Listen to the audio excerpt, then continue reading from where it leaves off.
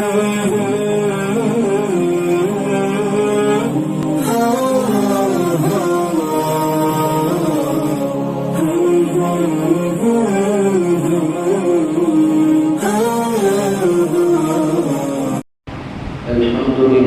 Rabbil Alamin wal aqibatu lil muttaqin wassalatu wassalamu ala sayyidina Muhammadin wa ala alihi wa sahbihi ajma'in amma ba'du. Qala Allah ta'ala thumma inna rabbaka lilladhina hajaru min ba'di ma fatinu thumma jahadu wa sabaru inna rabbaka min ba'di ghafurur rahim. Sadaqallahu al-aliyyul azim. கண்ணியத்திற்கு பெரும் மதிப்பிற்கும் உரிய அல்லாஹ்வினுடைய நல்லடியார்களே, அல்லாஹ்வினுடைய கிருபையால் அல்லாஹ்வினுடைய நாட்டத்தால் இந்த முபாரக்கான முஹர்ரமுல் ஹராம் என்ற சிறப்பு மிகுந்த அல்லாஹ்வினுடைய மாதத்திலே நீங்களும் நானும் சங்கமித்திருக்கிறது அல்லாஹ் நமக்கு செய்த பேருபகாரம். இந்த மாதத்தை நாம் சங்கையான முறையிலே, அழகிய முறையிலே நாம் இதை கழிக்க கடமைப்பட்டிருக்கிறோம். கழிப்பது என்பது வெறுமன அனுதினங்கள் போன்று ஐவேளை தொழுகை அல்லது அதிலும் சிறுவர குறைகளோடு நாம் இந்த 10 தினங்களை கழிப்பது என்பது சரியான விஷயமாக கருதப்படாது. மாறாக மற்ற தினங்களை விட இந்த முஹர்ரம் மாதத்திலே நாம் அதிகப்படியான அமல்களை, நாம் நபிலான சுன்னத்தான அமல்களை நாம் அதிகபட்சமாக நாம் செய்ய வேண்டும். பரதான விஷயங்களை கண்டிப்பாக, மிக கண்டிப்பாக நாம் செய்தே தீர வேண்டும் என்பது அல்லாஹ் ரசூலுடைய கட்டளையாக இருக்கிறது. அந்த அடிப்படையிலே கண்ணியமான அல்லாஹ்வினுடைய நல்லடியார்களே, நேற்றைய தினம் நாம் ஒரு ஹதீஸ், நாம் செய்திகளை பார்த்தோம். ஹிஜ்ரத் என்பது சஹாபாக்களினுடைய தியாகங்களின் மூலமாக ஏற்பட்டது என்பதாக. இன்றைக்கு நாம் பார்க்கக்கூடிய செய்தியானது பெருமானார் ஸல்லல்லாஹு அலைஹி வஸல்லம் அவர்கள் கூட மக்கத்து குறைஷி காஃபிர்கள் என்ன செய்யவில்லை, விட்டு வைக்கவில்லை. பெருமானார் தொழுது கொண்டிருப்பார்கள். அவர்களுடைய மேனியிலே ஒட்டகையினுடைய குடல் மற்றும் இதர அசுத்தங்களை எடுத்து மேலே போட்டுவிட்டு செல்வார்கள். பெருமானார் ஸல்லல்லாஹு அலைஹி வஸல்லம் வீதியிலே நடந்து சென்று கொண்டிருப்பார்கள். மேலிருந்தும் கீழிருந்தும் அக்கம் பக்கத்தில் இருந்தும் பெருமானாரின் மீது குப்பைகள், கூடங்களை விட்டு எறிவார்கள். பெருமானார் நிம்மதியாக தொழுது கொண்டிருப்பார்கள். அந்த நேரத்தில் குறைஷிய காஃபிர்கள் பெருமானாரை கிண்டல் செய்வார்கள். பெருமானாரை பைத்தியம் என்றார்கள், பெருமானாரை சூனியக்காரர் என்றார்கள். பெருமானாரை இன்னும் பல செய்திகளை கொண்டு என்ன செய்தார்கள், பல விதமாக பெருமானாரை குறை கூறினார்கள். எதற்கும் சலிக்கவில்லை பெருமானார்.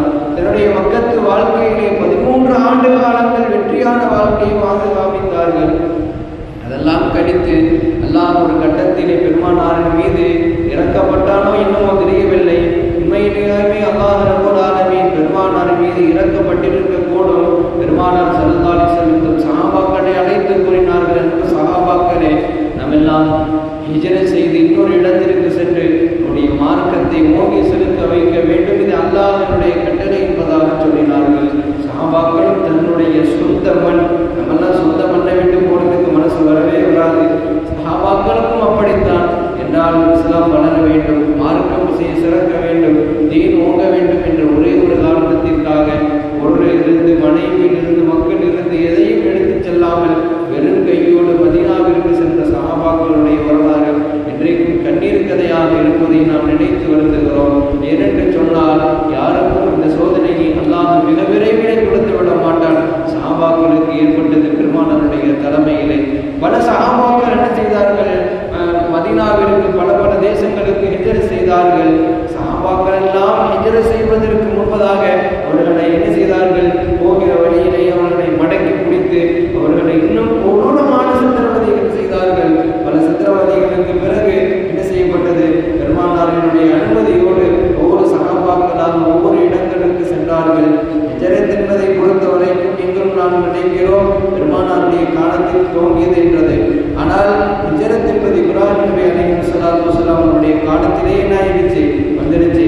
அப்ப நம்ம யோசிக்கணும், இந்த ஹிஜ்ரா என்பது என்ன, வாழ்க்கை என்பது அது மறு உலகத்திற்கு அல்லது மறு வாழ்க்கைக்கு ஒரு அடித்தளமாக கருதப்பட்டது.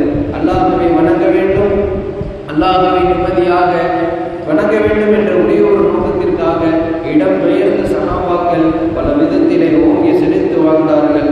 அந்த அடிப்படையிலே அல்லாஹ் தன்னுடைய திருமறையிலே பல விஷயங்களை நமக்கு என்ன செய்கிறான் சொல்லி காமிக்கிறான். பெருமானாருக்கும் அல்லாஹ் என்ன செய்திருக்கிறான், கட்டளையை பிறப்பித்து விட்டான். அல்லாஹ் சொல்லி காட்டுவான், நிராகரிப்பாளர்கள் உங்களுக்கு எதிராக சூழ்ச்சி செய்து உங்களை சிறைப்படுத்தவோ கொள்ளவோ முடியவே முடியாது என்பதாக சொல்லி அல்லாஹ் ரப்பல் ஆலமீன் அவர்கள் சூழ்ச்சி செய்தால் அல்லாஹ் சூழ்ச்சியாளர்களெல்லாம் மேலான சூழ்ச்சியாளனாக இருக்கிறான் என்பதாக சொல்லி நீங்கள் என்ன செய்யுங்கள், ஹிஜ்ரத்தை மேற்கொள்ளுங்கள் என்பதாக பெருமானாருக்கு அல்லாஹ் கட்டளை பிறப்பித்தார். பெருமானாரும் ஹதீஸிலே நமக்கு சொல்லி காமிப்பார்கள், அல் முஸ்லிமோன் சலிமல் முஸ்லிமோன் மிசாலினி வைதிகி. முஸ்லிம் என்பவர்கள் எப்படிப்பட்டவர்கள் என்று சொன்னால், முஸ்லிம் என்பவர்கள் நாவினால் கருத்தால் தீண்டப்பட மாட்டார்கள். அதிலிருந்து அவர்கள் பாதுகாப்பு பெற்ற நிலைமையிலே வாழ்வார்கள். அவர்கள் தான் முஸ்லிமாக இருப்பார்கள்.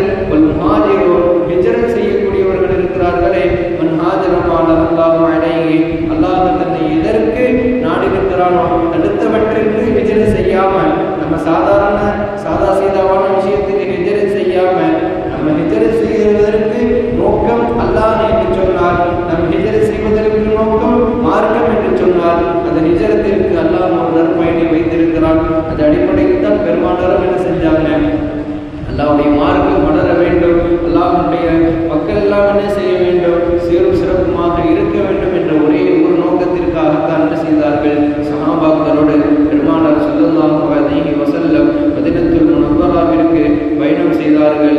அப்பேற்பட்ட ஹிஜ்ரத் இருக்கிறதே, இது நாம் வரலாற்றிலே மிக சிறந்த ஒரு விஷயமாக இருக்கிறது. இன்னும் பல செய்திகள், இன்னும் ஹிஜ்ரத்து என்ன செய்யல, பெருமானார் போறதுக்கு முன்னாடியே பார்த்தீங்கன்னா பல சூழ்ச்சமங்களை செஞ்சிட்டாங்க. அதனால ஹிஜ்ரத்தினுடைய பயணம் இருக்கிறதே இன்றைக்கு நம் வைத்துக் கொள்ளக்கூடிய விஷயம். முடிவு என்னன்னு கேட்டால், ஹிஜ்ரத் என்பது இறைவனுக்காக வேண்டி செய்யப்பட்டதில், இறைவனுடைய மார்க்கத்தை வளர்ப்பதற்காக பெருமானார் எடுத்த ஒரு முன்னெடுப்பு, ஒரு நம்பிக்கை, ஒரு அல்லாஹ்வுடைய கட்டளை தான் ஹிஜ்ரத் என்பதை நீங்கள் நான் புரிந்து கொள்ள வேண்டும். எனவே நாம் ஒரு இடத்தை விட்டு இன்னொரு இடத்துக்கு போறோம் அப்படின்னு சொன்னால், அந்த இடம் பெயர்தல் இருக்கிறதே, அது அல்லாஹ்வுக்கும் தீனுக்காக வேண்டி இருப்பது என்பதை இருக்கிறதே, அது இறைவனுக்கு மிக பிடித்ததாக இருக்கிறது. எனவே பெருமானார் அந்த ஹிஜ்ரத்தின் மூலமாகப்பட்ட கஷ்ட நஷ்டங்களை அல்லாஹ் ரப்பல் ஆலமீன் அவர்களுக்கு நற்பயனாக மாற்றி தந்து, அவர்களை பெருமானார் ஸல்லல்லாஹு அலைஹி வஸல்லம் அவர்களை மகாமே மஹமூத் என்று சொல்லக்கூடிய மிகப்பெரிய தரஜாவிலே அவர்களை வைக்க வேண்டும். அதன் அடிப்படையிலே நமக்கும் அல்லாஹ் ஜல்லஷானு தஆலா ஜன்னத்துல் ஃபிர்தௌஸ் என்ற சொர்க்கத்தை வழங்கிட வேண்டும் என்ற பிரார்த்தனையுடன்